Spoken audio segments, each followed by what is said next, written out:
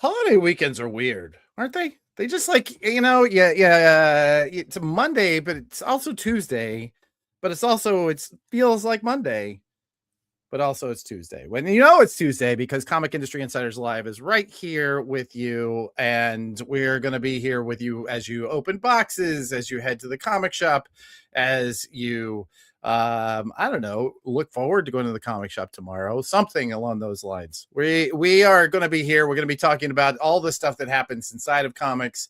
We're going to be this week we're talking about the state of the direct market. That's right. We're going to get into how are the comic shops doing and why are they doing so well. That's a little teaser. I totally spoiled it for you.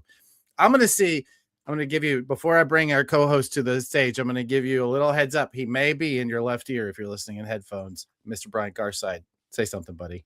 Dude, I just gave up and went with AirPods. Oh my God.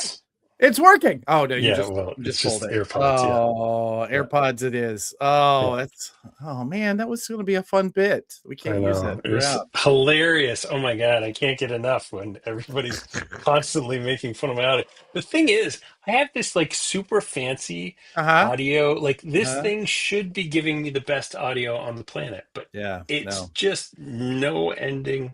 Yeah, anyway. Yeah. You know what I have? I have this, and it plugs straight into the side of my laptop.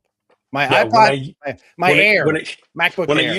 When I used to do that, Django complained about my audio all the time. So screw you, Django. Now you get headphones. Screw you, Django. Oh, guess who's here, Brian? You want to say that to my face? My nemesis. No, I'm fine, sir. Everything's great. I love it. Yeah, go ahead. I was just going to say, I think you sound great. Honest. Thanks. Awesome. I appreciate that.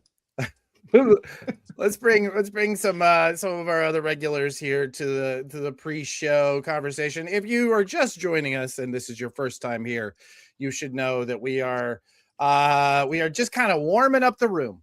We're getting everybody in. We're making sure all the mics work. We're making sure all the headphones work. And we're making sure that you're paying attention because we're going to go live in about, 12 minutes, 11 and a half. What's up, Joe? Hey, fellas. Joe Keating. Good to be here. Good to have you. It's good to have you, man. Are you, you as I would say that your usual outfit of you're going to heading to the hunt is right. Here. You ready?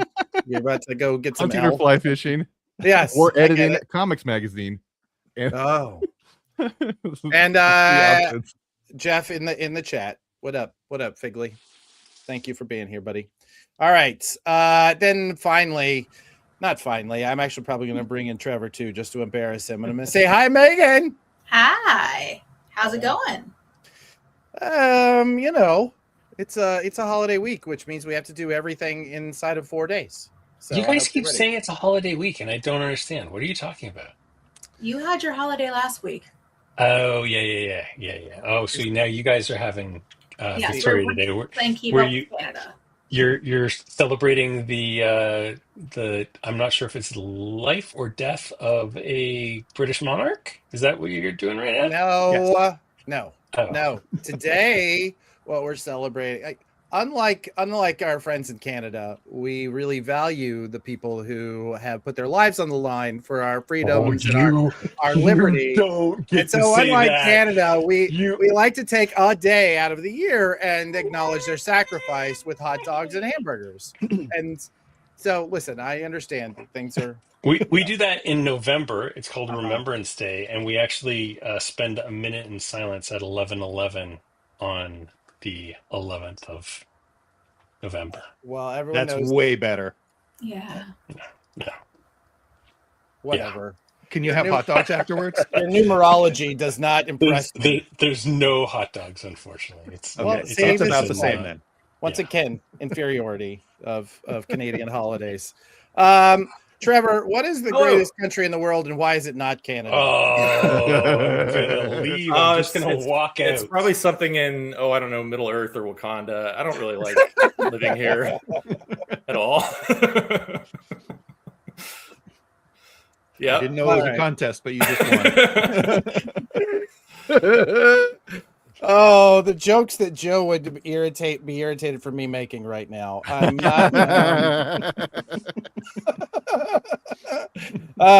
How's everybody feeling? We're all kind of back. I feel like we're gearing up for the convention season, and we're kind of gearing down from that first of the year sort of sprint. Am I alone? It feels like we're actually in the zone where we're getting work done, or is it just me? Yeah, no. I'm not doing enough conventions this year, or what? I mean, I don't know. Joe, how are you thinking? I feel you 100%. I'm like, I've been doing like all my exercise routines are all focused on like I got to stand for 12, 15 hours a day on a concrete floor. You know, everything is centered around that. Or I mean, that's like 3-4 months at least. It's true. I moved to a standing desk. That's why you can see me moving around like this. So yeah, good move. I gotta. Good move.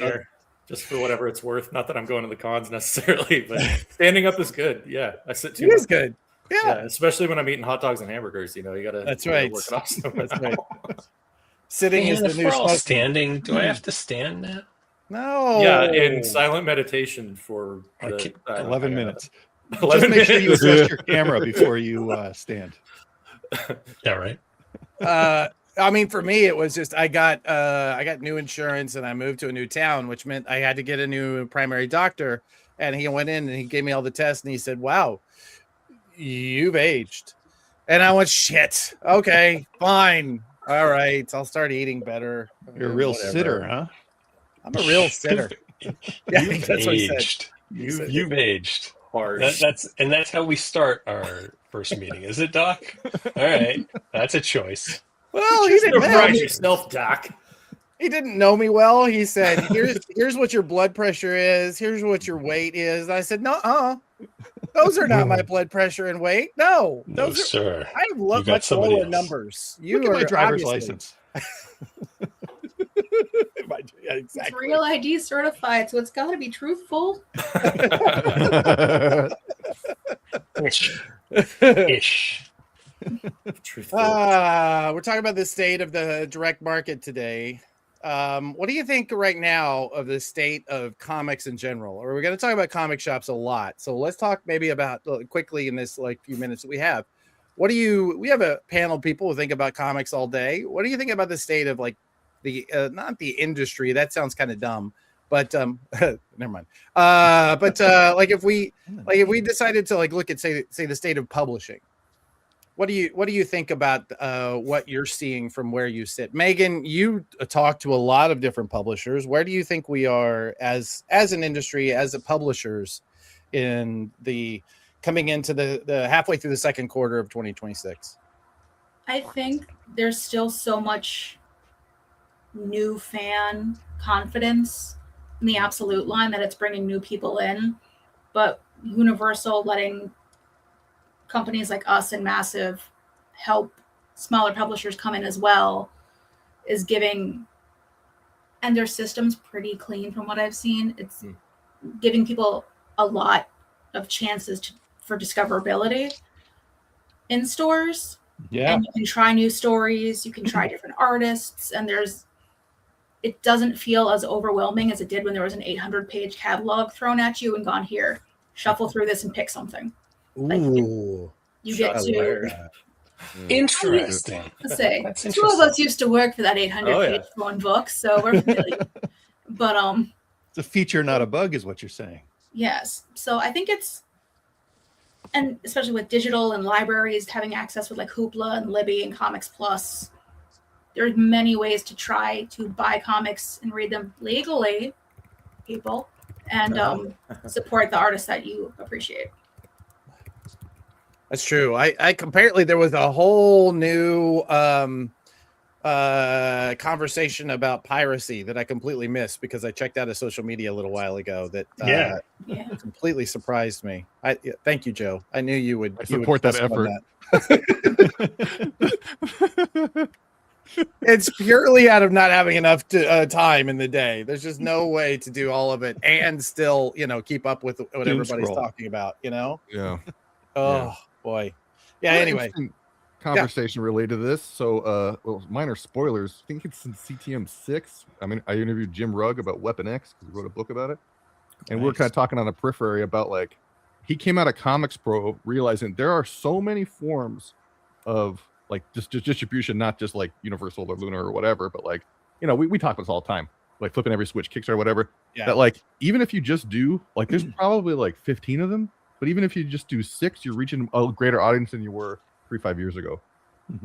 So that's what got me. After that, I got pretty fired. It's hard to talk to Rugg and not get fired up afterwards, but like, I know. But that got me pretty pumped. That like there's so much more out there. Like the people you have on the show, this panel alone, like are so plugged in, and there's stuff going on in comics we don't know about. Totally, that's very true. Yeah. Jim and I have talked more than once about how there was a time when you read the right magazines, maybe read those the bulletin boards, whatever. Like you understood what comics was. Now I don't think there's anybody who understands the whole. Like there's just I don't think it's even possible to get there. We're gonna try, but Django, you're a guest this week. I know we're gonna talk about comic shops, but what do you think? What do you see as the state of the entire union, as it were? I mean, my focus is more on things that have barcodes on them. So I can't say, I can't speak to everything. But if it's got a barcode, I can tell you that, DC seems in a super creative place. Marvel seems kind of confused right now. And there's a new Brubaker book coming out this week. So I'm like, wait, what? I'm happy. Yeah. A new criminal book. Hardcover. Oh, wow. Really? And I started reading it, and the first chapter was familiar. I'd read it before, and the second chapter wasn't. So I don't know if it's. I think maybe there was like a part 1 issue that came out, and I read that already. But then the rest of it's maybe new. I don't know. My brain doesn't work in the way that it should for holding stories for very long these days. I don't know that you're right on that one, Jay. Five gears in reverse. 5 gears in reverse. Yeah. I have an open poll for those guys. So anything that Brubaker and Sean Phillips do, I have an open poll on my poll list at my comic shop. Just like whatever it is, I don't care anymore. So like weeks like this, I'm just like, all right, cool. There's new criminal. Yep. I have no idea what it's about. I'm just gonna buy it and I'm gonna read it. Yep. So anyway, dude, I don't need to go down the rabbit hole of why I couldn't find a copy of their last book when I was on vacation a few months ago. But I think comics are really good right now from a reader perspective and from a guy who sells them perspective. Yeah. Do this. It turns out that Django Bohran is correct. 5 gears in reverse. You can find all about it, Joe, right now on comicpreviews.com. Just go to comicpreviews.com and search up 5 gears. I should Google comicpreviews.com. Is that right? Stop it. Just stop it. Just stop it right now. Stop it right now. Oh, I really want to lean into that one. He's the devil, people. I like it, Brian. This is what I say. This is what I say. SEO is hard, buddy. SEO is hard. It's why couldn't you just invented a word and a color? Nobody has that SEO. Right? Who knew? Who ever Previously. knew?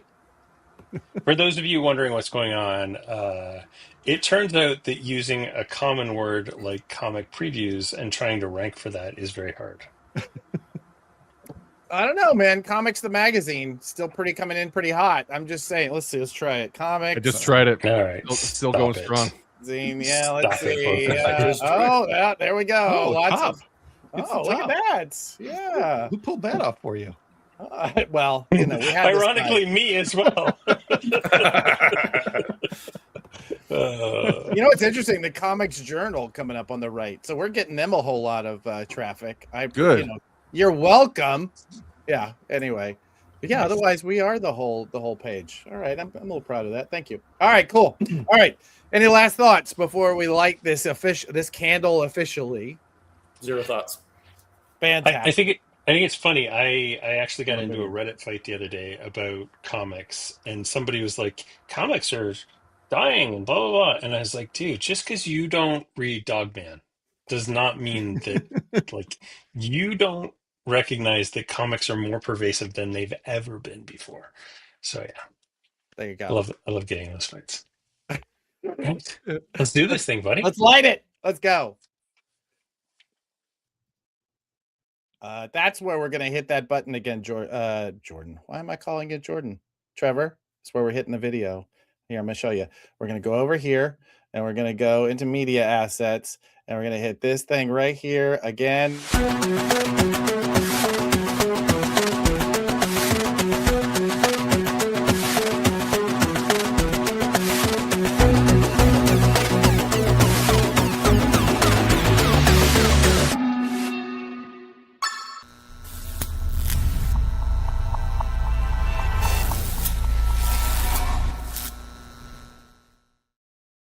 Happy post-Memorial Day Tuesday, everybody. It's like a Monday, but it's also a Tuesday. I made that joke earlier for the pre-show banter. It killed.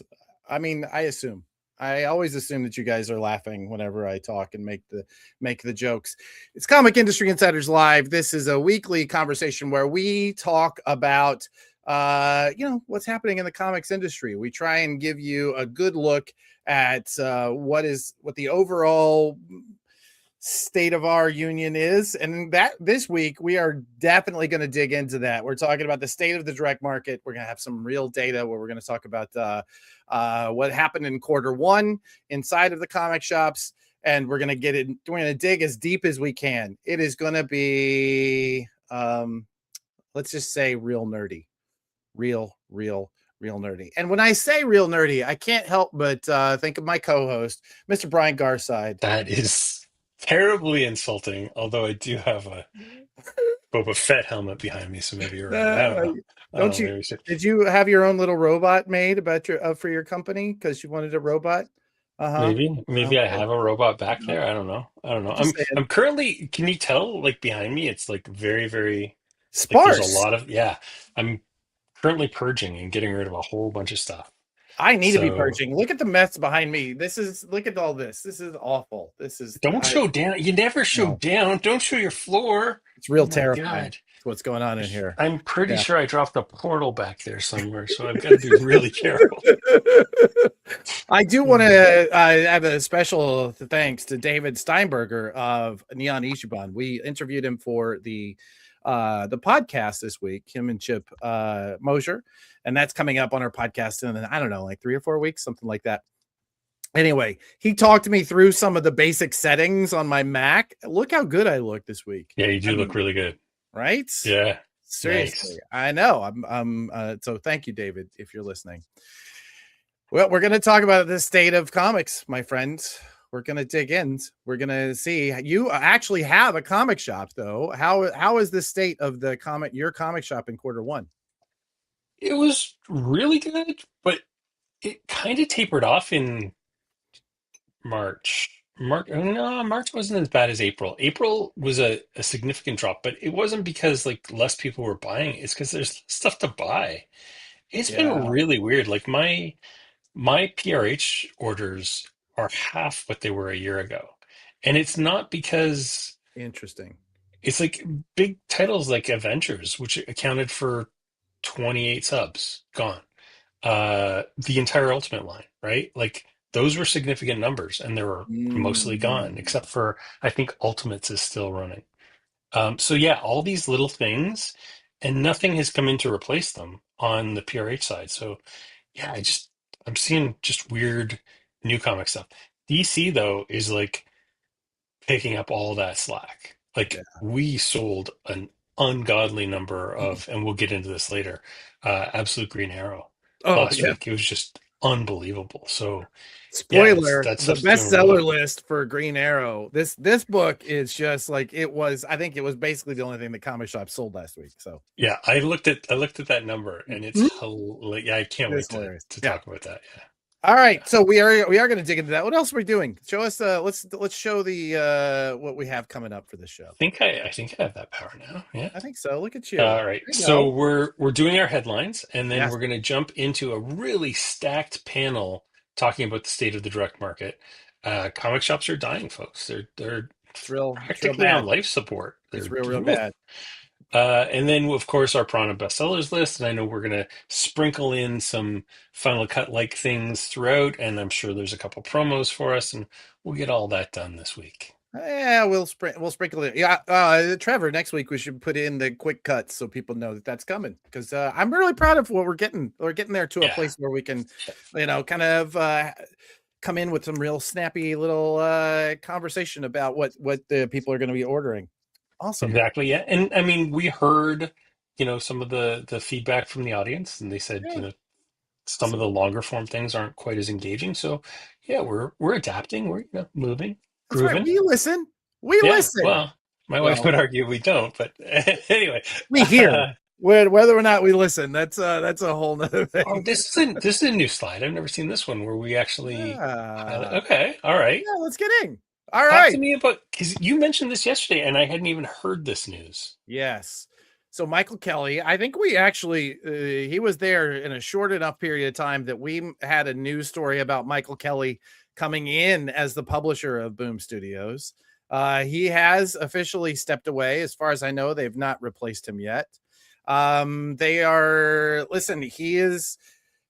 He is a pro. I really have notes here somewhere that I'm going to be able to vamp because I have no idea where they went.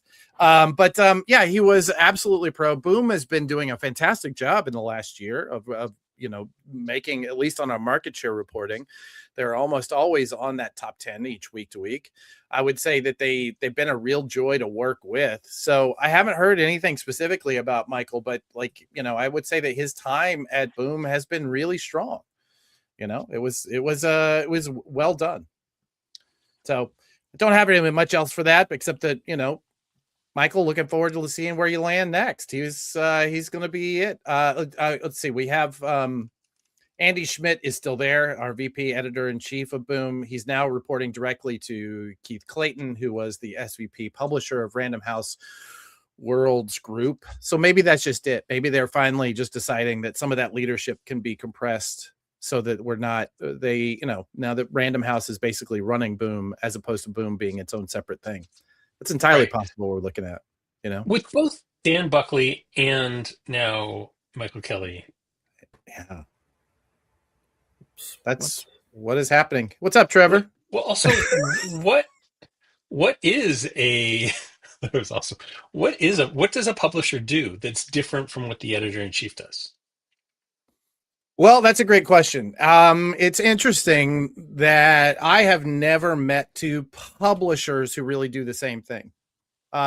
We, depending on how small we are, as a publishers, I'm the publisher of Comics the Magazine, and I suppose technically the publisher of Recca Publishing, right? Recca Comics. And most of my job is just the organization of, who is keeping people on track, making sure that we're looking ahead, making sure that we're doing the proper business development of what's next, thinking broad strokes, like what are we doing? Also, because we're a smaller company, it's my job to make sure everybody's getting paid and make sure that the workflow that for all that's coming in. So that would be my assumption for somebody the size of Boom. Granted, I've never done this role for anything larger than a size of, say, 6 to 12 people. Whereas, so companies like Boom and Dark Horse and IDW, they are in the 30s, 40s, 50s as far as that goes. And so they're a much larger mandate for the publisher. Like I said, every publisher I've ever met and gotten to know their work has always been a little bit different. But I think we can agree that the Michael Kelly's day-to-day was going to be very different than Dan Buckley's. But in the end, their job is to make sure that publishing happens, right? Is to make sure that the people that are in those roles are the right people, and that they're properly taken care of, and that they're properly motivated, and they all are getting the proper kick in the ass when they need it. All of those things that a leader does. I'm sure that's what he's doing. I think maybe what we're seeing, like for instance what Jeremy's saying here at Titan Comics, from my singular perspective, the entire Boom being purchased by PRH thing has been a real failure. All Boom sales are down dramatically. Maybe that's what they're seeing. Maybe they're seeing sales down and saying, why do we need this person in that role when we could just cut costs and have them, report directly to somebody inside of PRH? Yeah. There's a lot of really good questions. I don't know. I'll bet your Ignition sales are up substantially, Jeremy. Maybe. No, there could be. Could be that shift of leadership from one to the other is what happened. Yeah. I mean, just looking at like the last year in particular, you don't see a lot of new big IP on Boom's docket. There was Neighborhood Watch that came out. There's another book that's fairly recent. Vampirates is coming out, which would have been under his watch. But like most of this stuff is probably still, because that was only a year ago or so that Philip left and PRH took over Boom, right? Yeah, like I mean, it's January not been long. 2025, I want to say. Not been long at all. Like I said, I'm pretty sure that we reported on him coming in, so it can't have been that long. I think so. Yeah. It's crazy. Yeah. So I don't know. I think we're going to see these shifts. We're always going to see these shifts, but what I think we're seeing is how corporate America is viewing comics right now. And I think that's the real shift, is that, we're going to see those compressions. We're going to see changes in who is in the leadership and what skills do they need? Yeah. Right. Yeah, because you might not need a Michael Kelly anymore. You might need somebody who speaks a larger corporation's sort of language, Yeah. Which is that's a world of difference between small. Yeah. 100%. And you have to have a specific skill set to do that job. So yeah. Very interesting. Oh my, like this, on one hand, not at all surprising. And on the other hand, like, what? Well, and to be clear, apparently I haven't dug deep on this story, but just my cursory conversation with other people, this is not, they are closing all the TFAW stores. They are shifting the TFAW stores to gaming Right. and merch, right? Okay. They're shifting away from being comic shops. So, they're not closing them then? Well, that's a great question. And we need to dig a little deeper. And I don't think we're going to know until it's actually done. Are they actually closing? When the stores are closed, we'll know. Right. Right. Yeah. But there seems to be some ambiguity over whether or not they're actually closing or if they are just, if they're just shifting over to gaming. So, yeah, I don't know, man. It's going to be a very weird period. But again, I think that there's, let's see. Hang on. Our producer Trevor is saying they won't be called TFAW anymore. I believe they'll be called Dark Horse Games or something similar. So entirely possible. I think what we're going to start seeing is again, I think this is just another indicator of how corporate America is seeing comics, right? Yeah. Well, and that's the other thing, is that Dark Horse was purchased by private equity a couple of years ago, right? And maybe even a year ago. I'll bet you that was another story that we could have reported on.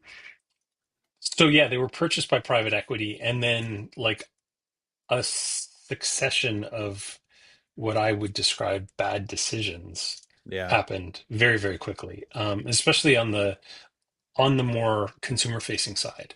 They basically shut down their web store and turned off all their digital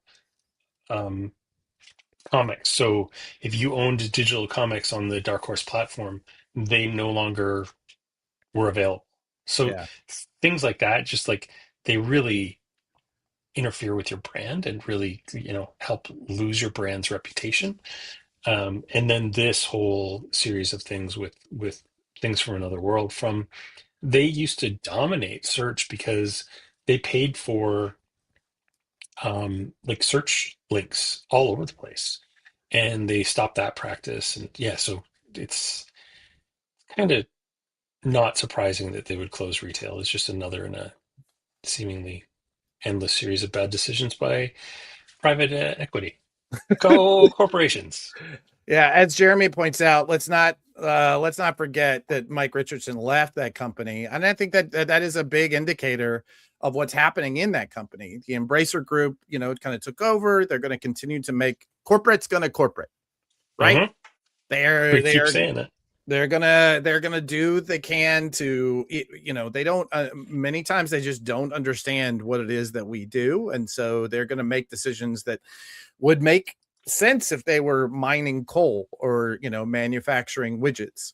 It's a different, our place is a different place, and as we get more bigger corporations involved, as places like Dark Horse sell to the private equity, as places like Boom sell to Penguin Random House, we're going to keep seeing these decisions. And that's just part of the nature of the business, and it's going to change how things work. I think personally that means that small, nimble organizations like, say, Ignition, right, are going to be able to pivot and change and find the holes in there. So, for instance, there are now going to be whole markets that are open to smaller comic shops to pop up and take place of those TFOS stores. So we're going to see that. And we'll, as they move further and further away from comics, we're going to see publishers stepping in to those places for where a book would be a Dark Horse book, bringing them in and allowing them to find a new home. So I'm not worried about it. I just think it's really fascinating to watch this shift, Yeah, absolutely. Absolutely. There's a question here. I don't know if you have any insight on this. Could you explain the situation at Marvel with Winterbomb and Abdo? So to my mind, this is the same. And again, I'm not an expert. We at some point would love to have one. We've tried to get a couple of them on, but essentially what this is, it's the same issues happening at Dark Horse or at Boom that is happening at Marvel, which is the publisher is removed, and then two other corporate, it's not as though they removed that publisher and added a new publisher, right? In the past, they would have, if you're firing somebody or someone quit and you knew ahead of time, which you almost always do, because when you work at that level, the protections for both the company and the executives are massive. So everybody cooperates and participates. So when you see somebody like Buckley or Kelly stepping away and nobody steps in, it means that there's a plan, right? The plan is that they're being absorbed into the Borg of this corporation. And that's just obvious. They're losing autonomy. Again, I want to go back to the conversation I had with the guys who run Neon Ichiban now, who were at Comixology. Yeah, when it was bought by Amazon, and it became this like they were forced into conversations that were Amazon specific, not Comixology. For a while, they had leverage. They could say, no, let us do the business the way we've always done business. Let us make decisions that are best for comics. But at some point, they were forced into making decisions that were best for Amazon. Yeah. And I think that's what's happening right now is we're seeing those two things. So, and I mean, there's two other things at play. One of them is that there's a new corporate leadership at Disney, right? You have a new CEO. Whenever a new CEO comes in, they're going to want to put their stamp on a bunch of things really quickly, because that is what, like, that first 100 days is critical for them determining whether or not Bob Iger comes back, for example, which happened last time, right? And the other thing is, like, humans, which make up a corporation, let's remember, have different levels of aptitude and skill and tolerance for different corporate structures. Yes.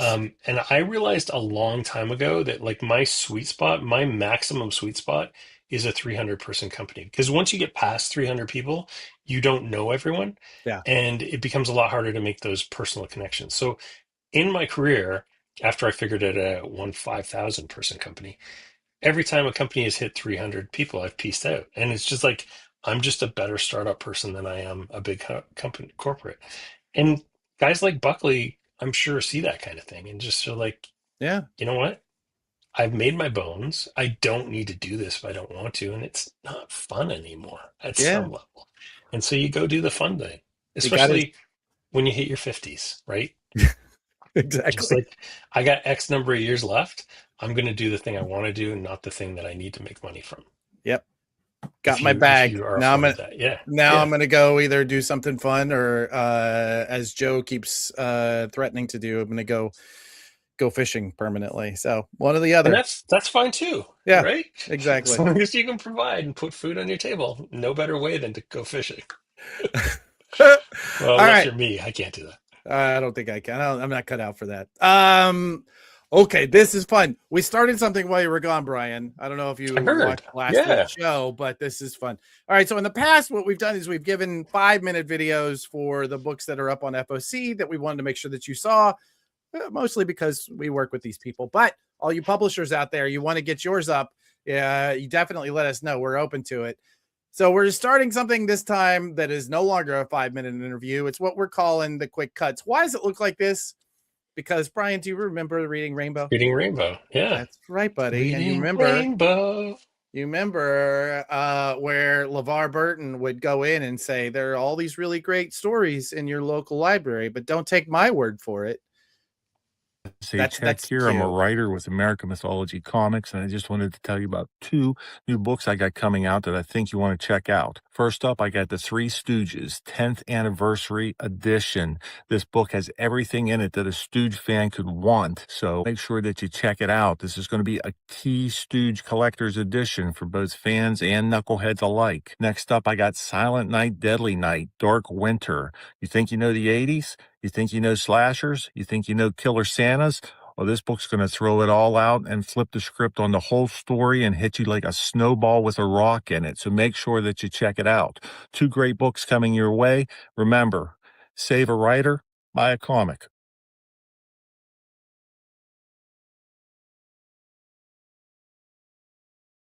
I'm Bob Fingerman, and I'm here today to talk about Recess Pieces Reanimated, out from Cosmic Lion Productions, which is an extensively reworked version of my 2006 book, Recess Pieces. And what's new about this one? Well, almost everything.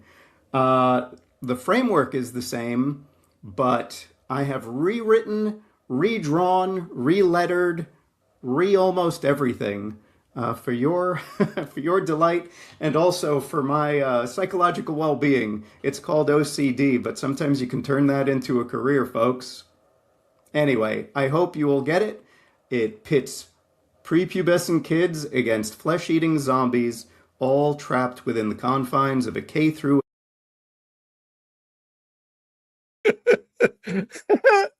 I really like that edit because he talks about his OCD and then we edited him out. That was great. I like that. That's really Isn't it fun? good. All right, Yeah, that's way fun. we're gonna get smoother with these, but this is the data. Absolutely, if you're a Three Stooges fan, how are you not into this? And frankly, if you're not a Three Stooges fan, show it to your kids. You're gonna have a good time. Here, go ahead and screen grab this as you do your FOC. You should definitely check this out. The new from our friends at American Mythology. Also, Silent Night, Deadly Night. I love that he was the writer on both.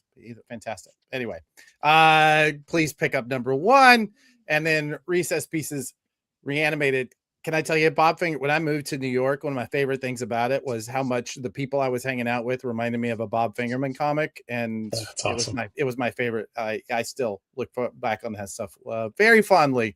I just hope that he doesn't watch this and see our edit of his video because I'm sure it'll drive him crazy. All right, great. Let's dig in. You wanna? Yeah, let's do it. Let's do it. Okay. So we here at Comic Industry Insiders, we're data nerds. We can't help it. We like data. We like having the conversations about data. We love comic shops and how they perform. We also love to talk about their sales.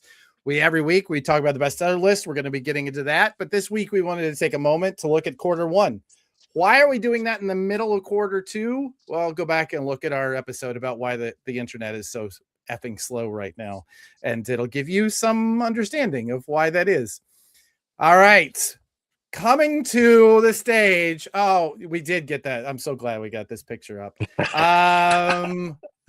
Look at that majestic mane of hair. Look God, at that. it's Oh my spectacular. God. Fantastic. And he just is hanging on so hard to that top bit. He really is. Our buddy, Banana Lover, comic shop assistant, founder of Comics Place.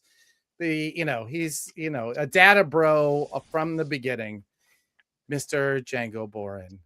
Welcome to the stage, my friend. Inheritor of Comics Place. Inheritor, yeah. Inheritor. Oh, I apologize. Just to ride the hair. And co-founder of Comic Shop guys. Assistant. Sorry about that. All right, I'm out. Co-founder of Comic Shop Assistant with your partner in life, Jeff Figley. The Jeff one with Figley. hair. The one actually with hair. The hairy one. The hairy one, yeah. Can we call him that? Is that How we call him yeah. now? I love it. I love it. The hairy one. Hairy Jeff. Good old Hairy Jeff. Here he is. Django, we talked about this a little bit before we dig into the numbers. How's the direct market doing, man? How are now? We should say, for those of you who are listening who are not, I don't know why you would be listening to this and not completely steeped in the lore of our industry, but right. When we refer to the direct market, what we're referring to are comic shops. This network of independently owned, nearly all independently owned, small businesses, brick and mortar, online, people who buy direct, meaning they don't get returnability and they get a deeper discount. There's a whole conversation about it. I think we did a panel, but if not, we're going to go do one soon. How are direct market stores doing? How are comic shops? I mean, comic shops seem to be doing well. Across the board, we seem to be up according to the data that we've got. And anecdotally, in our individual store, we've got a store up in Bellingham, Washington called Comics Place. This year has just been huge for us. We had the best free comic book day ever, followed 2 weeks later by the best sales day we've ever had, which was just a sale that we had a couple weeks after Free Comic Book Day.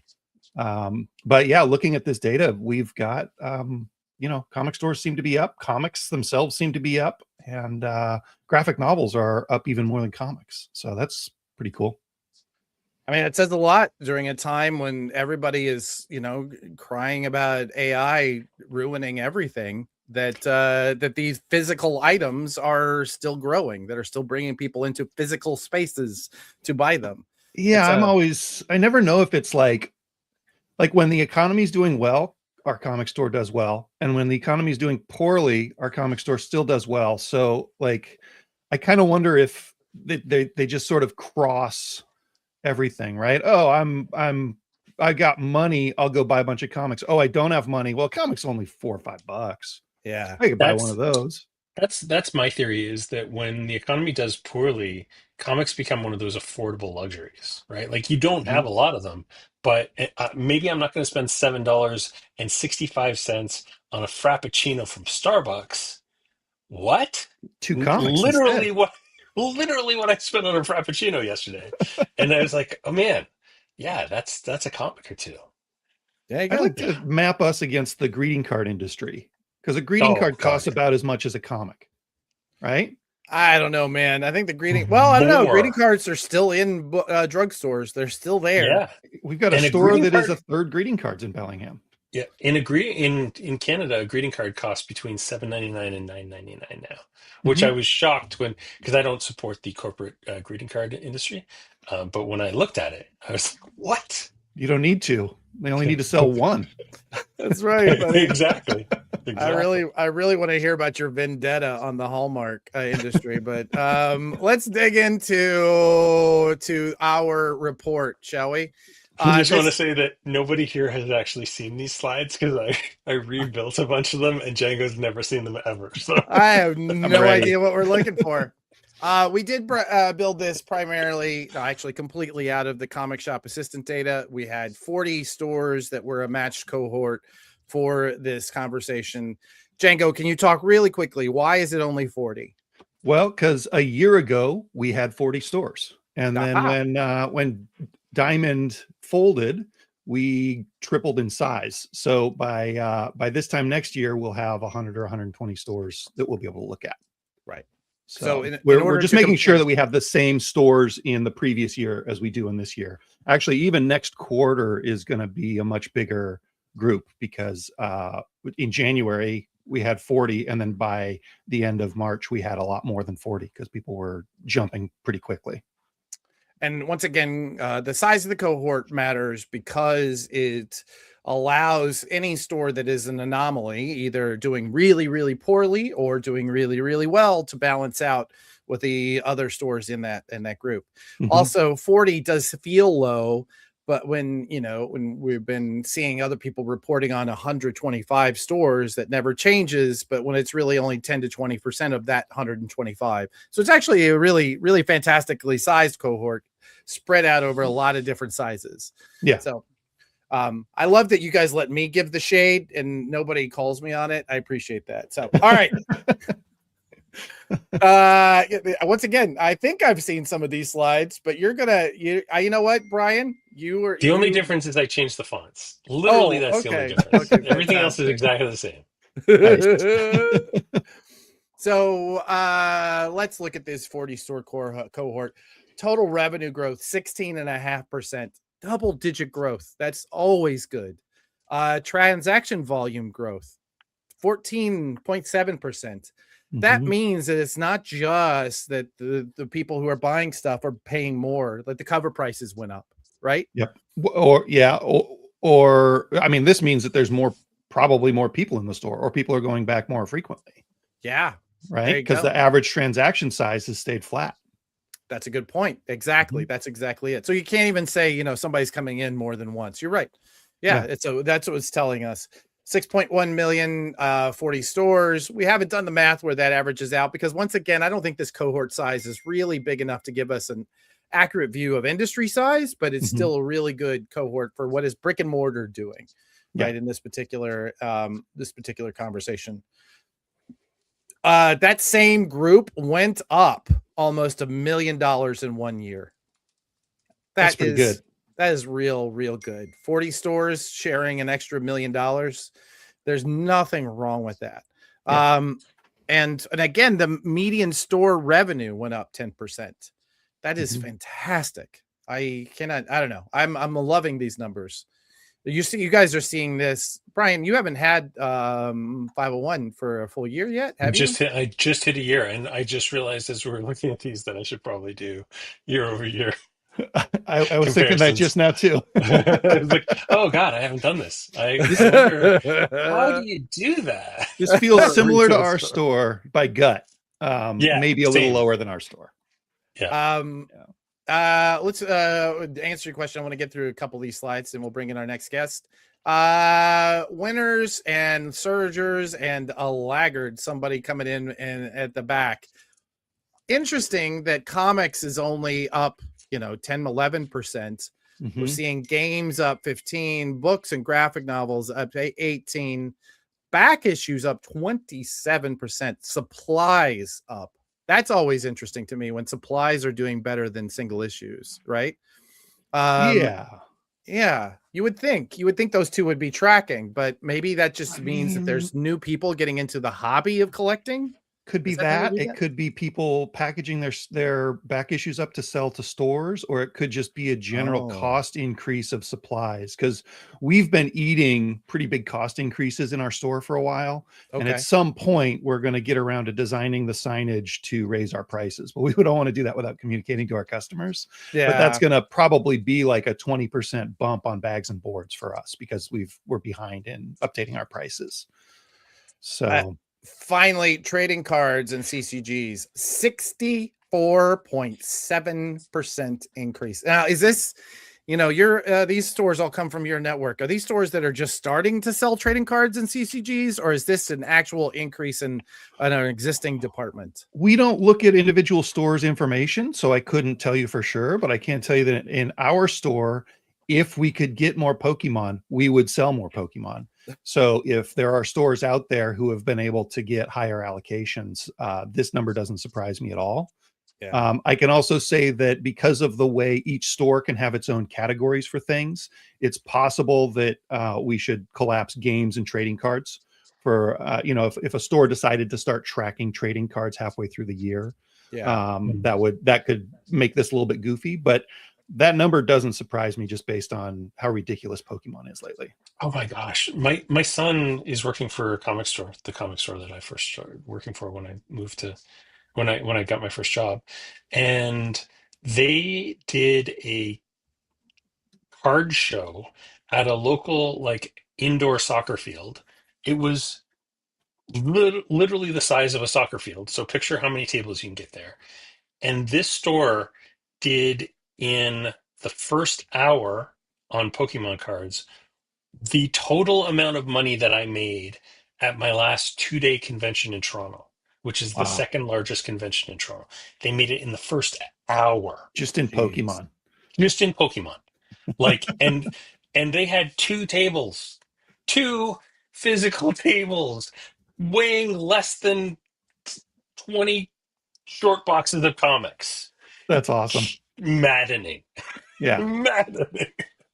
Let's look at the biggest loser, shall we? Collectibles and toys. That is, I mean, don't get me wrong, it's not still at an all increase, surprising, but it's not surprising at all. Yeah. No, it's not an increase. It's down, right? Yeah, it's down. And okay. Yeah. The way that the tariffs have affected toys is unbelievable. Like the price of a Star Wars Black Series figure has gone from like $20 to $30 in a year. So that doesn't surprise me. Hot toys are like through the roof right now because the amount of tariffs that are on and then off again. So there's so much uncertainty around it that I wonder how much of it is just people are bringing in less stuff and then consumers are less interested right now because God only knows what you're going to pay. We also used to order toys from Diamond and now we can't. True. That's a huge, that's a big part. Yeah, sourcing stuff is getting really, really hard. Yeah, and it's gonna be. I think it's gonna be a while before everybody figures out where all those sources are. I think that's the thing. All right, so let's dig in here. Yeah, I'd be interested if we could break out manga from graphic novels, like because in the first 6 months of this year, it was practically impossible to get, like from basically August last year until right around now, it's been really hard to get a lot of manga, and I wonder how that's affected comic shops. Yeah. All right. So where are these things coming in? Right. So 180% Magic the Gathering sealed did really well. CCG subcategory did really well, 40%. The standout again, this is just talking about how trading cards and CCGs are moving. Obviously Pokemon is killing. I think that the answer here is if you're a comic shop and you're not carrying this, you really have to, it really is part of your DNA that you are choosing not to carry it. It's so hard though, man. It's so hard. Like if you're not in right now, you're going to get allocated into oblivion. You might get a box, right? And if you don't have somebody on staff who understands it well and loves it, then you're going to lose. It's going to be a real hard slog for you. Yeah, 100%. Yeah.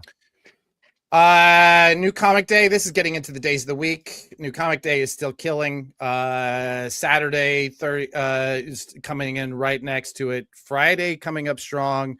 Thursday, I will say, is obviously growing a little bit. Is there a learning here? Obviously, Wednesday is always going to be the thing that is. We're Wednesday is New Comic Day. Even when things come in on different patterns now, are they still? Are you guys seeing this in your? I mean, Brian, I'd be curious to know if online sales reflect that. But I'm curious. Django, you seem to have something on that. In our store, Sunday has just as good a chance of being as big as Wednesday. Like Saturday will usually beat Wednesday, and Sunday might beat Wednesday if it's a slow-ish Wednesday. I'm realizing now that we have somebody in the audience. I've been meaning to bring him in. I wanted to talk about his store specifically because I find it to be such a fascinating example of what comic shops can be. Deep in the heart of Florida is a place called Blackbird Coffee and Cards and Comics and Toys, and it's just called Blackbird. David Craig, welcome to the show. How are your days of the week? Are you still seeing Wednesday as the primary driver of your week? Yes, Wednesday is still a driver. Saturday, like Django said, Saturday will still cap it, but Central Florida is an event-heavy area. So if events are going on locally, you will see a more tempered Saturday than you would on a Wednesday. But I don't know how we've done it, but there's a massive group of people that come on Wednesdays that either have jobs that allow them to be there during the weekday, or they're working, after they leave here, or they're coming for their lunch break. But Wednesday still kind of beats Saturday. It's good to know. I can tell you, I've been in your store on a Saturday, and the fact that Wednesday even gets close says a lot about your Wednesday. That's it says it's impressive.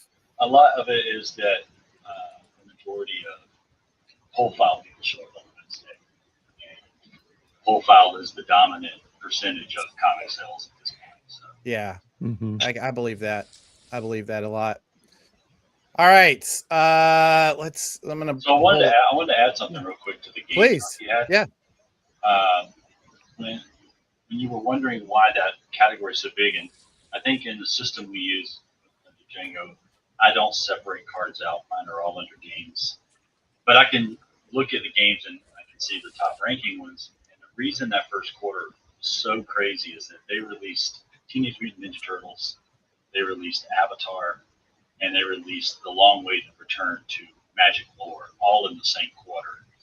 And Spider-Man came out that first quarter as well. So that is why that category jumped like crazy.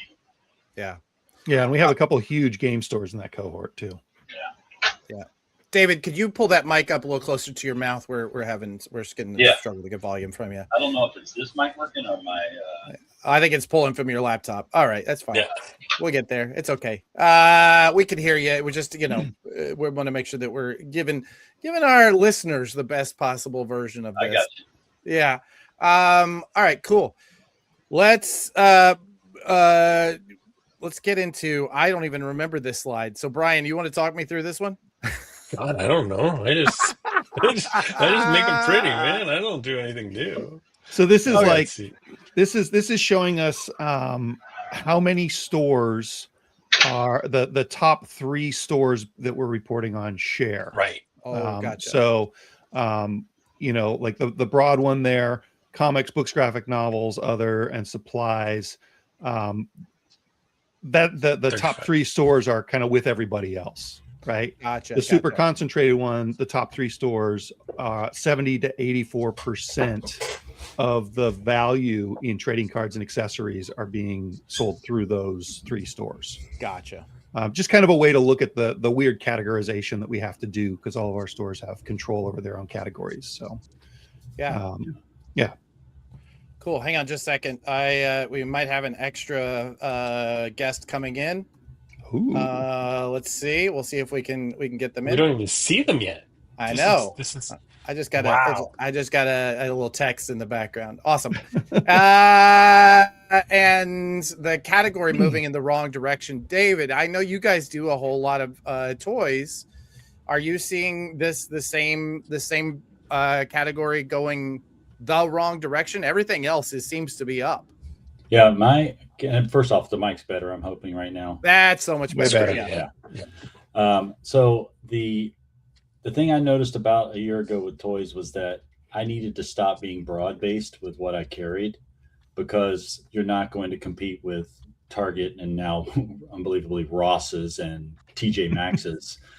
But if you become more either a smaller amount of selection and also more of a specialty toy to make your toys more unique. And they're really just an add-on sale at this point.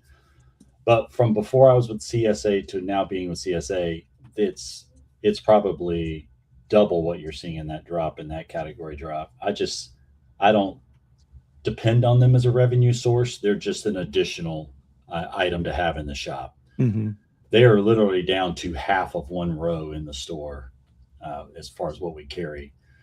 Blockies adds another attempt to it, but Blockies isn't a true toy in my mind. It's more in the model category. But there you go. Yeah, we've grown our Gundam and Blockies sections quite a bit. Mm-hmm.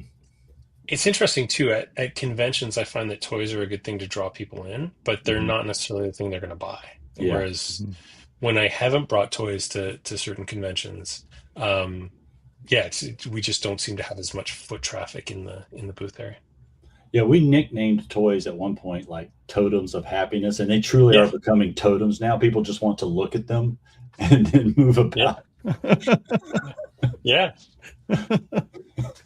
So I'm the only one who's just like, knocking things together on my desk in between meetings. Okay, that's fine. I hear you. Yeah. That's fine. Whatever, David. Batman-shaped worry dolls. That's right. Exactly. Okay, so what does this mean for your store? So we put in together some recommendations. Feel free to jump in here, guys, with your own recommendations. Double down on trading cards. If you have them, now is the time. Go get more Pokemon cards. I don't know how you're going to do it, but you should do it. Audit your collectibles inventory. Like anytime you're seeing a shift, it's time to take a look at what you're holding, because the holding costs may not be worth the revenue that you're building. I'm actually getting out of order. Protect your Wednesday, build your Friday. Obviously, this, as David said, like your pull boxes, those are the people who are going to keep you open no matter what. Let's make sure that they are getting a good experience on their Wednesday, and start building in stuff that will bring them in on a Friday or a Saturday. So like events, we did use new Friday Night Magic. Is that still a thing? I don't know. You guys tell me. Lean into back issues selectively. We've talked a lot about back issues. Poor Brian cannot seem to figure them out, but someday we're going to help him figure them out. Just find me the space first.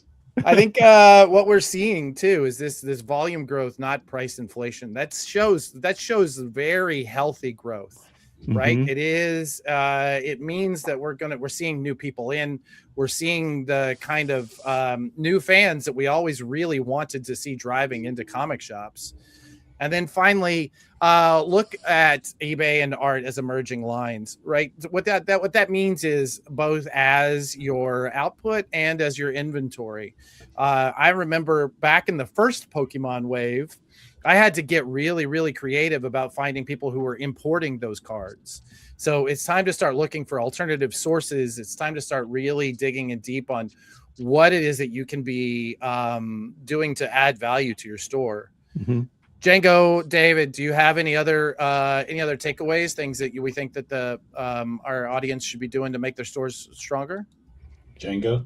I mean, I would say if you haven't diversified into things that are adjacent to comics and games and whatever your core offerings are, like, a good portion of our sales come from just little goofy stuff that maybe you wouldn't think is in a comic store, but that will appeal to the non-hardcore comic people. And then if you can afford to be open 7 days a week, try to do that. Like looking at these days of the week, Tuesday's slow, but I'll bet you can multitask and do your polls between customers, like be open, man. Seriously, the number of times I've heard from people who say, I can't afford to be open. I'm like, you're already paying the rent. Yeah. We're talking about an incremental cost of energy. And, hopefully this person is not stealing from you, but otherwise, are you making enough to cover their payroll? Yeah. And some stores are too small, right? Like if it's a 1 or 2 person show, then that's, do what's right for you, but consider those extra days. We used to be closed on Sunday and Monday and Tuesday. And when we started opening on those days, just like one after another, we saw huge benefits because it's also advertising to people that you're there when they want you. Yeah. Yeah, truly. What do you think, David? Is anything else you would be bringing? If you can find a source for stickers, if Django if he looked at each store's things and he looked at my sticker category, it is crazy the volume of stickers I sell. And people will pay for good stickers. I don't mean you have to bring in the $1 stickers. Everybody's got a water bottle, everybody's got a laptop. And I know it sounds small, but the other day, look at there. The other day, somebody bought $80 in stickers. And I was like trying to hurry and get them out because I'm like, I don't want them to change their mind and realize they're just buying stickers. And so it's that is one. And then just going down the list, you guys know that I carry vinyl records, and it doesn't, but vinyl records they dovetail with comic collectors, and and it's just such a niche thing that the big box stores have tried to jump on, but they can't capture what it is that a vinyl collector wants to look for. Yeah. So if you can find a way to get old used vinyl, and if you can get new vinyl, you can get it, but it's not very profitable. But old used vinyl is just like working with comics. It's another category that just does great for us. Awesome. And I think I'm not a game store. I am a comic store, but that getting back with WotC and getting in the WPN has just been a crazy boon for the first 5 months this year. Nice. Awesome. Yeah. Well, what's WPN? It's the play network for them. You're basically saying you provide a space for players to play that's got all of the facilities that a place needs, a restroom and all that. So, and you've thrown away all your Boundless comics or hidden them really well for the audit. That's it. Yeah. All right, Django and David, thank you so much for joining us for our, I don't know if this is our first, but I think we're going to start doing this quarterly state of the direct market. We have one more guest we're going to bring in, so I'm going to let you guys, if you want, stick around. We'd love to have your voice in on the bestseller list, because we're going to be talking about that here just as soon as we move. But thanks guys.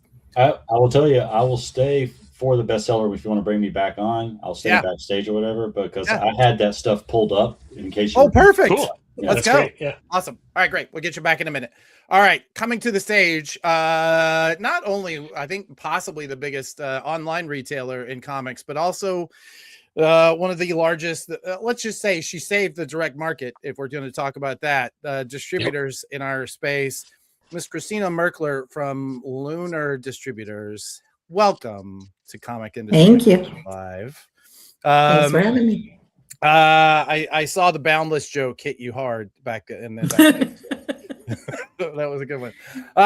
So Christina, you know this better than anybody. We always talk about the direct market being an anomaly in that it, doesn't really shift as much as brick and mortar has shifted in the past. We've seen brick and mortar everywhere else just completely be decimated, and then sometimes come back up. We see independent bookstores back on the rise, as David talked about, vinyl record stores coming back, but comic shops have really kind of stayed the same. What are we seeing as far as store counts and as far as your volume in the quarter1 versus previous? We're up a couple hundred stores from just Q4 of 25 to Q1 of this year. But we've consistently seen a lot of expansion in the last probably 18 months. Well, basically since the Absolute line started. So I think that's a big part of it. It's a very nuanced. The thing is, store counts are hard. I know that one of the years we gave DC their end of year business review, and they were like, well, it seems like there are way less stores now than what Diamond was ever reporting. And we kind of like weed out some of the stores that aren't like Diamond would have stores, and then they'd have multiple stores under a store. If somebody wanted like a direct ship account that they only use that account for. So the way in which they reported number of stores, I think, is very different than what we do. When we're reporting stores to our publishers, it's actual active FOC orders placed each week. And it ranges depending on, what's on FOC each week. But I think it's the most accurate representation of what true active accounts are. Because Diamond also had a lot of accounts who might place an order once a month for whatever. And they had, buying clubs, just like anyone. We can't, if you follow the rules and what you need to do to get an account with us, we can't really weed out the buying clubs if they have an actual website where it has a shopping cart, et cetera, et cetera. But a lot of times, a lot of those weed themselves out. One of the hardest conversations in talking about data in our industry is how many stores are there. We've never really had an accurate count. You can do the work of going through Google Maps and counting everything. That's really laborious. And even that is very difficult because as you find, you're going to see plenty of comic shops in people's garages, literal pictures of garages. But you also will see brick and mortars that like the small accounts you guys were talking about, that's like one person or two people. A lot of those stores have a brick and mortar, but they have their shipment sent to their house because it's easier for them to bring it in. So it got real dicey when Universal asked us for like addresses for Free Comic Book Day this year, because we were like, and we even told everyone, hey, if you're replying, you have to know that this is going to be advertised as your address, because there are a lot of brick and mortars that also, so it's like, it's never been easy to wade through all that. Oh, 100%. And so that is the challenge in getting to know it, but you're confident in saying we went up, say a couple hundred stores. That's gotta be what, getting close to a 10% increase. Is that what you're saying? No, it definitely is. So I'll give you an example. From January till today, I just pulled this morning. We have opened 184 new accounts. Okay. So what our team does is they get all of the information, and then after a month they do a follow-up and they say, hey, are you finding the site properly? This is what you've spent so far. Are you meeting the minimums? All these things, right? Because we do have a minimum every month. And then they also do a follow-up at 3 months, and they also let them know where they're standing. And you would be shocked by the I always think I don't have a lot of time on my hands. I'm surprised by the number of people who go through the entire opening account process and they just won't ever place an order, which is very unusual to me. I think it's odd that anyone would go through that much trouble of opening the account, et cetera, et cetera. But of those 184, there are 13 that are already inactivated, which means they didn't meet the minimums, they didn't order at all, or we found that maybe what made them eligible isn't really eligible, because we had done, further digging, or they've done something where they just stopped paying us, or they didn't pay for their prepay initially. So there are lots of reasons why. But still 171 active accounts over the last 6 months. It's a lot.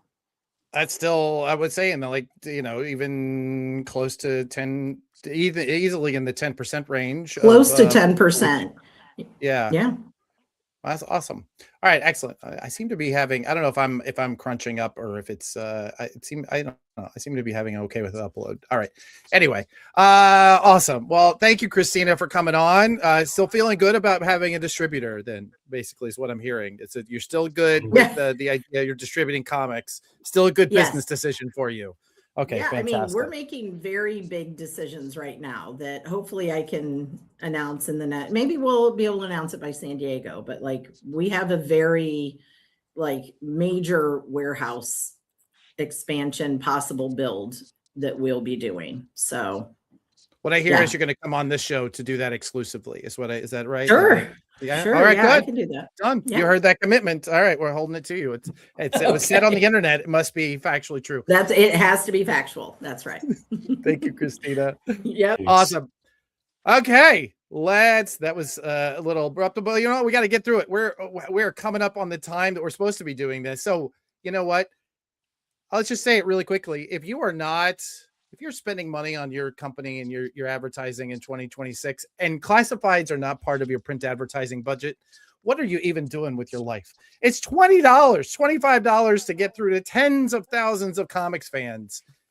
Let's just let's reach out to Comics the Magazine right now and let's get that fixed for you. Okay. I'm powering through, Brian. Let's go. You're doing the Lord's work right now. The Prana Bestseller List is a project that we've been working on for several years now. It is our best way of finding out what is selling in comic shops from week to week. Right now, we only talked about single issue comics because you can find graphic novels and manga elsewhere. So let's be the source that actually brings in a decent sized cohort. How big is that cohort, you ask? 80,000 consumers, 600 plus stores that come to us through the Managed Comics and Comic Shop Assistant stores. the three that you've seen today are the three that are exactly the kind of stores that we're talking about. These are real comic shops that are talking and selling lots of comics every week. We have, once again, there's this one person. His name is Alex Cox, and he calls me almost every show as though he doesn't think I'm on there. I hope he knows that I just called him out. Okay. Let's talk about our guest, shall we? Our buddy, who is Sure. my favorite part of the week now, is when we get to introduce this guy. He gets to talk about the comics that are on. If you've never watched the Comics Pals, you're really ruining your Saturday morning. Let me tell you, stop mowing the lawn. Watch Comics Pals every Saturday and see and hear from our buddy Sean. Sean, how you doing, my friend? Hello. I'm doing well. Welcome back, Brian. Happy to have you. And you know what? I am so pumped up because you guys just had on my favorite guest that you ever do, which is Christina Merkler. She's fantastic. I love her honesty when she comes on here and talks about the direct market. I know. I have said for many, many years, well before Lunar, I said, if you want to lose money, don't bet on Christina Merkler, or bet on, don't bet against Christina Merkler, because that is a great way to lose cash. She is a force to be reckoned with. And you're right. Her brutal honesty is what makes her a great guest. It what makes her good at her job. It makes what really good at working with retailers, frankly. So let's also this week, just to give you some support, because let's see who's still in the background. David Craig from Blackbird. Welcome to the show again, David. You're on mute. We'll need you to fix that before we say anything. And Django Bohran, our buddy who is full house. I know. Well, we figured this was a rare week where we get enough retailers in the room where we can talk about how books are doing. Christina would probably week too. It is a really big week. Yeah. I love this week. Let's start as we always do with the market share by publisher. Once again, DC decimating number 2. Marvel. And you're going to see why in the next slide, because it is comical how big number 1 went from number 2. Image coming in at 16%. It's probably because Alex calls me every week. Somewhere between 12 and 16%.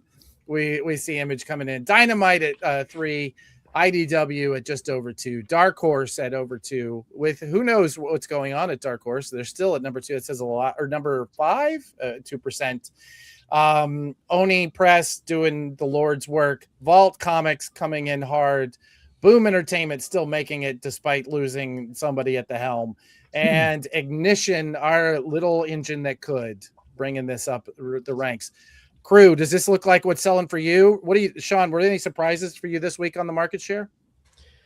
On the market share, no. I think we all know why DC did so well this week, and we're going to get into that shortly. I think what I want to talk about here is actually the Images portion, because I believe that's up from last week, and that's because Image had a fairly large release, that being Odin number 1, and we're going to see how that reflects on the top 10 here in just a few moments. It's a great book, by the way. Yeah, 100%. Let's David and Django, does this reflects what was selling in your stores? None of this surprises me. Yeah, I thought you were looking at my computer screen when you put that. Well, you are a CSA store, so your data is nestled in here somewhere. All right, look at this market share. I got to bring this up. Look at this beast. Let's see. Let's make it take up the whole screen. Absolute Green Arrow. Look at that. The margin between number 1 and number 2. I don't think we've ever seen it that big. That is just a monster. How does that? I mean, do you guys? Does this? You're seeing this as well? I have to assume, yeah. Yeah, it was big like the first issue of Absolute Batman, probably. Geez. Yeah, and but nobody knew how big Absolute would be. If we had known, Absolute Batman would have trounced this one. But for first week, pretty close. Yeah, I will say that for me, this smoked Absolute Green Lantern and Absolute Flash. I bought the same number of all 3, and I was sold out. Like, I actually ended up accidentally buying an extra 20 bundle of 25 that I had forgotten about, and just have those up on the site now. But yeah, we sold out of our 2 bundles like that weekend. Nice. David, did you find the ceiling on Absolute Green Arrow? I did actually. I ordered about 3 times the amount I did of Absolute Batman because I had sold so much in Absolute Evil. And right. that was like the recommended comparison book. Yeah. And so I went out on a limb for it as a little bit of personal investment because I love Green Arrow as a character. And so, but I wanted to say that out of my top 15 books this week, I had to combine 4 Marvel titles to match my Green Arrow sales. And that is crazy. And we're not talking about nothing. We're talking about Amazing Spider-Man, Punisher, X-Men United, and Fantastic Four. I had to combine the 4 of those to get close to Green Arrow's number. Damn. That's crazy. Okay. Yeah. Then Invincible Universe, Battle Beast, I'll just say Battle Beast outperforming Battle Beast at number 9, outperforming Amazing Spider-Man. It's shocking to me. Like my Amazing Spider-Man numbers are probably 3 times my Battle Beast numbers. You're just not there's no Spider-Man cartoon. Yes. Yeah. That's crazy. Yeah. Well, you know what? Have you guys watched that trajectory though of Battle Beast, in that it blew up obviously out of the gate and then it kind of flatlined, and now when that season ended or began, it went back up and it's maintaining. I'm not losing subscribers. I'm adding subscribers to Battle Beast. I've went up every issue. Mm-hmm. It's a great specimen of Skybound's ability to sell comics. I don't know, Brian or Adam, if this is a list of by dollar or by quantity, but by unit. Unit. Yeah. In that case, the number 2 for us would have been Comics the Magazine number 3. Hello. Wow. Just saying. Damn. Still, and that's like third week out. That's right. Yeah. Wow. Listen. Speaking of weeks out, Absolute Django, you're on the show. You don't have to do that. Well, we didn't charge for it, so. I think this was week 2 for Absolute Batman. Yeah. And it's still number 5. That's 4. Yeah. That's awesome. All right. Well, Odin number 1, Lobo number 3, in weird order. Why did I say them that way? Fantastic 411, Punisher number 4. From a fan point of view, Sean, this all lines up with the kind of excitement that you're hearing on your boards? With the minus Amazing Spider-Man, because no one is ever excited about this book, and yet it maintains high sales. I love it, but it seems like my audience, at the very least, does not care about this title at all. There were a couple things that I wanted to shout out, though.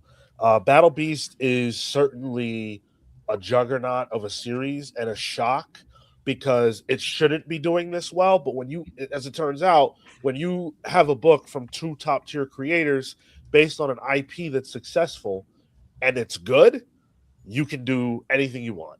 And further proof of that is Odin number 1 sales, because this is not an IP. This is an original James Tynion, Marguerite Bennett, Tiny Onion book, and it's number 8 in sales, beating out some pretty heavy competition. You're talking about Fantastic Four and Punisher. I'm pretty sure that this book beat out, and those are characters that have existed for far longer than even Tynion himself has. So huge shout out to the creative team for success on that book. Yeah, no kidding. And it is the IP. Yes. Right. Yeah. So tell us, what are the surprises? What are the things that did not make the top 10 that you, I think, either did well in your stores, or the things that surprised you? Sean, let's start with you. You're always here for us on that. Wolverine, Weapons of Armageddon. Okay. This is one of 2 books that Marvel is telling us pretty explicitly are what is going to lead into their next event. That being the Armageddon event. And I'm not feeling like Weapons of Armageddon or Captain America are really leading the sales charge. And I don't know how you guys feel as retailers, but as just a fan, it kind of worries me that the buildup to the event is not necessarily lighting things on fire. I mean, we see that. Yeah. I mean, I think also what you're seeing is some battle hardened people that are like, well, yeah, that's how it goes. Marvel's hype machine is out of gas right now. Yeah. And they're I don't think they're doing anything specifically wrong. They just have a bunch of stuff that's not really hitting. And it's got to be a little bit demoralizing to see DC jump ahead like that. And I'm sure behind the scenes they're scrambling to figure out something to right their ship. Yeah. And what I was saying earlier, I'm wondering if you guys are seeing the same thing, where like they have gotten rid of some heavy hitters like Avengers, which I assume is to kind of get us ready for this Avengers Armageddon thing. But is that affecting your overall Marvel sales? It is not.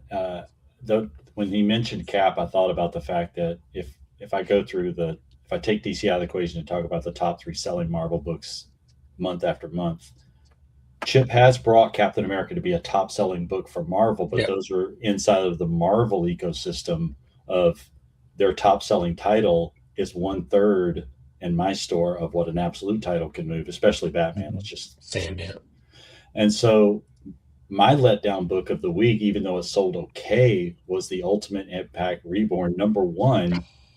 I mean, it has all the buzzwords. It's got the word reborn in it and ultimate universe. and it's got a #1 on it. But it was completely misrepresented as to what it was. It wasn't a coming back of the Ultimate Universe. Yeah, it is a sequel to the Miles Morales story from the end of last year. And once the word got out about that, it just tanked in sales. Doesn't it feel like it's also like engineered to be successful, because like it features 5 or 6 first appearances of like the civilian identities of characters? Yeah, I think we've all talked about this in forums before, because Adam, you're in the same forums we're in. We've seen people talk about Marvel's algorithm to make a book a success. Oh, sure. Yeah. It's variants and it's events and it's #1s, and that is just not landing anymore. We are selling, as Brian pointed out so beautifully, Absolute Batman #20s in week 2, and it was in the top 10 sellers still. Yep. Mm-hmm. And like, that is a book selling at issue 20 when Marvel can't help us move the needle on a #1. And that is scary for them, not for the stores. We're doing okay, but not only selling, but like my numbers on Absolute Batman keep going up. I add like another 10 every month and go, okay, this is the month I sell it. For God's sakes. Okay, this is the month I won't sell it. Oh, for God's sakes, every month. In our store, if I look by quantity sold for this time period, and like let variants be separate, we have to get to number 17 before we have a Marvel book. That is crazy. Yeah. Wow. From the perspective of a fan, though, Ultimate Reborn doesn't feel impactful. No. It feels like just another thing that Marvel is doing, and whereas with DC, everything that they do feels like something to show up for. They managed to make Absolute Batman #20 feel like one of the biggest books of the year just because they're unloading Robin. And every issue has something like that, something that feels special. They've grabbed that leading edge that drives fans to want to be there. Like, they have the excitement of an indie publisher, but they are far from being an indie publisher. And that fans show up every week because they don't know what they're going to get in this next issue of any given DC book. I will put out there that it's bleeding over into their all-in books, that it's happening over there as well. Yeah. And we're seeing this rising tide, but I think Marvel's boat's not in the same dock, in the same port. There you go. It's not in the same port. Yeah. I never thought we'd see another Lobo put on that Omega Men costume again, but there he was sleeping in it like pajamas. Page 1 of issue 3. I love seeing things like last weekend. There was a run on like the Lobo, Deathstroke, Batwoman, Fury of Firestorm by a half dozen people who just bought everything I had of like every issue of every one of those I had, and it just out of the blue, right? Like that's pure buzz. That's just people talking about things and going, "This is cool. You should check it out." Yeah, I love Sean's point, and it's almost a show in and of itself. Is the fan excitement for the Marvel stuff. And I want to preface that by saying I am a Marvel guy. Over the last couple of years, DC is definitely owning my pull pile, but I'm a Marvel guy now, so I say that in worry for my favorite thing, and that's Marvel present and driving fans to it. So it is a show in and of itself. I don't want to hijack the show with that one point, but it is a great point Sean brought up. It's like the fan excitement is just not there. Well, David, that's something that we discuss on my channel, The Comics Pals, and I would absolutely love to have you come on and talk about that retailer to fan. What are we seeing on our ends of the spectrum? Because I agree with you. I'm a lifelong Marvel zombie. Nothing will ever stop that. But right now, I want them to be so good. And I just can't generate the excitement the way I used to. Yeah. If you watch my little thing I do called 5 and 90, I will have an entire Marvel section, and I must sound like such a zombie. Because I'm like, I am fired up for this. And I am, but I'm a very small amount of the people out there buying the books. And I'm struggling to know how to get people excited along with me outside of being legacy excited, which is probably what I am. I don't think there's a way that we can accurately give this measurement, but I would like to see what DC's sales would be like if we were separating it by people who are new to the hobby in the last year versus people who are not new to the hobby. Like, where do Marvel and DC fall with new people versus existing fans? Yeah, that's a good one. Oh, that's interesting. You'd have to dive into your sub numbers and just look at like new subscribers and how many, because I will kind bet of you do that. Yeah, 80% of my new subscribers are subscribed to some sort of absolute. What I love about what you just saw, Sean, was this is why we're able to do the quarterly reporting, is I get these two guys talking about, what we could do? 4 hours of work for Dan. Cool. I love it. I were just to work real hard. You know what I'm also gonna say is the reason that DC is killing it. I just want to put this out there. Comics the magazine. Look at this. They're on the cover. They got on the back cover there's like preview pages in the new issue that's coming out next week. Look at that. Heavy. I know. I'm just saying DC embraces this kind of promotional work. Where is Marvel? Guys, give me a call. You want to come? You want to take your place back? Give me a call. Let's go. Armageddon's coming up soon. It could be you. It could be Armageddon, an ad in Comics the Magazine number 5. Let me ask you this: it's like from the guys who deal with the people who work like the Matt Kellers and stuff of these different companies. Sure, yeah. Don't you feel like DC has more ground engaged staffing? Yes. Than Marvel does. Like Dan Buckley going away could be the last, even though none of us talked to him, he did show up in Pittsburgh. Yeah. So that ground engagement may be gone at Marvel. David's gone, and that's just like David was the last one.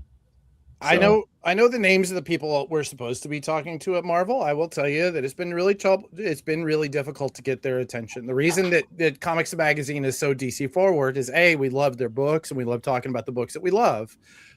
B, they have, they're taking ad space, right? They're engaged. They're seeing this as something that's happening in our industry and they're engaging with it. And C, they answer my emails. I mean, it's as simple as that. Like we want to be engaged with them. We want to be promoting their work. We want to be seeing what's exciting, but it's tough to find. We look in the catalog like you guys do every month. What is exciting? So you're very funny. You're very funny, Kenny Myers. It's something that happens on paper. It's like a PDF, but printed. Is exactly right. It's a PDF. It's a PDF collection of interesting things that you don't get. That's what it is. No. Anyway, thank you guys for showing up. Listen, this has been too much fun. I loved having Django and David on this. Sean, I don't know about you're usually the star of the show here, but it's kind of nice having these guys on the ground, right? Absolutely. Yeah. There's no person that I want to speak to more than retailers because I don't have access to retailers, and my LCS is not a good representation of what is happening at the ground level. Midtown Comics is not like it's like going to Walmart. Well, you got access to these retailers now. That's right, buddy. Welcome to the club. We'll get you guests. These guys are gonna light your Saturday morning up. Awesome. Thank you all so much for doing this. I'm going to go ahead and Trevor, let's go ahead and start pulling them out. If you love lists, let me tell you, you need to be reading the Prana Bullet every week. It is a download that we give into your inbox of everything that was really important to businesses or careers in comics. It's the top 400 list that these guys saw, and they were talking about the bullets on it. We put that out every week. We also put out even more stuff that we can't even have time for. The Prana Bullet, go to pranadm.com or scan this little QR code thing with your phone. Did I ever tell you about having to teach people how to use a QR code when we did the first talking poster at Valiant? Yeah. I love it. Also, we mentioned Comics the Magazine. Please get it on. Coming in next week, coming in hot. We have the Supergirl and Lobo. We got a Vertigo cover where it's going to be a fun book. Listen, DC leaned all the way in on this one. We are literally all in on DC at this issue. Oh, Brian. Oh, this is next week, right? Yes. Yeah. This is super exciting. Next week we are doing. We went back and forth on the name of this episode, and we finally settled on Comics Marketing 101 because this is your 101, your university entry level class to marketing comics in 2026. So there are going to be some spectacular guests. We have some guest lecturers at this 101 class. I don't know if I should say their names yet. We're real close to lock. No, you know what? We've already got them locked down. I would wait. Yeah. Really? Okay. Yeah, you think? Well, okay, tease one. Pick one. Pick one. One of the three. I'm going to pick one, and he is a huge name, and he's not even the hugest name of who's going to be here. Okay. Mark Scheer is one of the biggest influential voices in marketing today. He runs conferences. He is a keynote speaker. He is consulted. He bring in for consulting by huge, massive companies. One of the guys who really opened my eyes to a lot of the stuff that we're going to be talking about on this show and how we're going to be growing Prana over the next couple of years. He's fantastic. Mark Scheer will be here, and he is a huge get for any conference or anybody who does this kind of thing. And he's not even the biggest name of who's going to be on next week's show. No, the biggest name will literally break the internet and will probably bump our numbers like 1,000%. We're going to be promoting. If we get that dude, yeah. Well, by the way, I got right before it was showtime, I got confirmation that he's in, so he's going to be. That's insane. Yeah, this is going to be great. All right, so we're excited. We're excited. It's going to be fun. It is PT Barnum. PT Barnum is going to be joining the show. Keep an eye on the channel because we will have an update later today that will have the link for next week. So make sure you smash that subscribe button, turn on that bell, and put this in your calendar for next week. Your paper calendar, Kenny. Your paper calendar on your desk. If you are watching this, you might be watching it on Facebook. Although for some reason the Prana Facebook crashed at some point. You might be watching it on LinkedIn. You might be watching it on the Managed Comics YouTube or the Prana Publish or the Comic Industry Insiders YouTube. What I recommend is go to YouTube right now, hit the subscribe both on ours and on Managed Comics. It helps you pop up for you when it goes live. It also helps us so much in the algorithm. Can't even tell you. Thank you so much for being here. Thank you for being in the chats. Oh, am I talking? Am I frozen? Thank you so much for being here. Thanks for being in the chat. No, you're good. You're good. We've been it's been a fantastic show, and thank you so much for our guests. We've had David Craig with Sean from Comics Pals. I don't know that I know his last name. Sean, why don't I know your last name? There you go. Django Bohran, who helped us out. Christina Merkler. Thank you to everybody, and thanks. You know what? I'm bringing the stage real quick. Thanks, Trevor. I was like really staring into that screen just now. You almost caught me doing like a 3D poster, like zoning out. Thanks for bringing me on. Yeah, hi and bye. I love you guys. Hi, bye. All right. I'm gonna do your wrap thing, this up. Adam. All right. Do your thing. And thank you, all of you, You there who are a fan of comics, who are you've been spending this time using all those bags and boards you bought at comic shops? Who knew that you were going to go out and buy all those? Thank you. Thank you for those of you who went to comic shops and you bought your Pokemon cards or the things that were supporting the shop so much this first quarter of this year. Thank you so much to those of you who are working a counter and getting to know the new POS system that you were given this year, because you're allowing us to see the data that allows us to help you grow. And thank you to everybody, literally everyone who has spent any part of this last week making comics. If you put pen to paper, if you wrote a script, if you did any of it, thank you so much. You know why? Because you, all of you, this week, you saved comics. Namaste, y'all.